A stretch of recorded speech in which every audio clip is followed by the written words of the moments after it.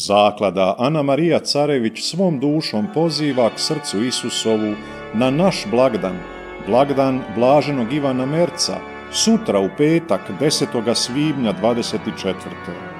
Svečanu svetu misu u 18:30 predvodi papinski nunci u Republici Hrvatskoj Monsignor Giorgio Lingua.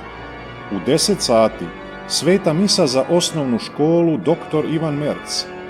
Svete mise još u 7, 8, 9 i 12 sati.